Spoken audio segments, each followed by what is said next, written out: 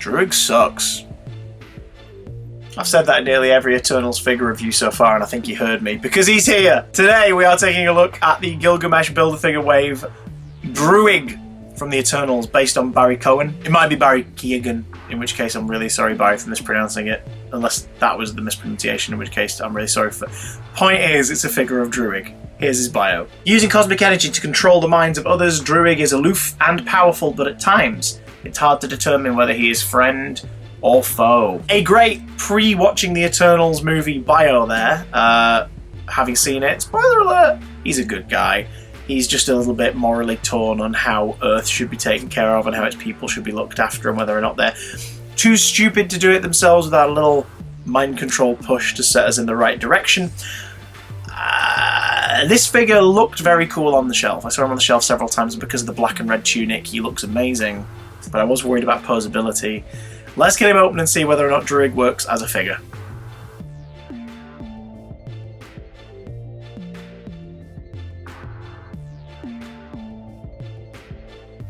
Articulation time! Druig pivots at the ankles, has a double knee joint, a swivel at the top of the thigh, and moves at the crotch. No waist swivel that I can tell, but he has a decent rib crunch, that's sculpted quite nicely. Moves at the top of the shoulders and the upper arm, double elbow joint, and can swivel at the wrist. He also has, look, it's the double ball jointed peg neck. Woo, weird nickname that.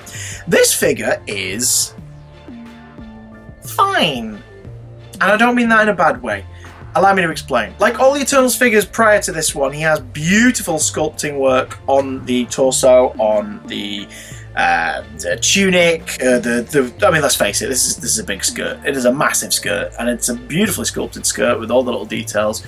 I like the way that the plastic and paints work on the upper torso. It's a shinier look than the lower half of his body, really helping all the patterns stand out. For the most part, there's not too much paint bleed on the patterns on the torso. Like, there is in some places. There's one breast pocket and there's another one, and it doesn't quite work on the second one, but it's better on the first. And the sculpt of Barry Cohen is great as well. I'm still not huge on this thing they're doing where like there's a massive gap at the back, so all the haircuts are cut short on everybody to service the head sculpt being different. That really affected figures like Yelena Belova from the Black Widow wave, for example, and made Florence Pugh's head look like it was sort of short and she had no hair. They need to figure that out. Yeah, I think it's all to do with sculpts. Characters with like ponytails and things like that aren't suffering, like Makari here. Like, she looks fantastic, but other figures like, you know, Druig there just sort of looks like he's got a big gap of no hair from halfway up his head. Very strange, but the sculpt of Barry Cohen is nice. The paint application, especially around the eyes, is beautiful on this figure. No problems on my figure, which I'm happy about because he was ordered online, so it could have been anybody's game. Druig comes with a pair of fist hands for, I guess, when he wants to punch someone into making a decision. He also comes with Gilgamesh's head. The likeness of Don Lee is fantastic in this figure, and it's really got me hungry to finish building Gilgamesh so that I can add him to my Eternals collection. Athena needs someone to take care of her after all. Is this guy an essential purchase? No, unless you're collecting the whole wave. But he's very striking, right? There's just something about the sculpt, the posture, the casually draped hands, like that they can either gesture or you know, allude to things. It's just, yeah, I don't know, there's something about him. There's something about him. I don't think he's a must-buy, but I think he's a great addition to a collection. Because of where we're up to now, with Druig having joined the collection, we only need 2 more characters to complete our Build-A-Figure Gilgamesh. It's a shame that they're not just here right now. Oh wait, they totally are. Reviews incoming.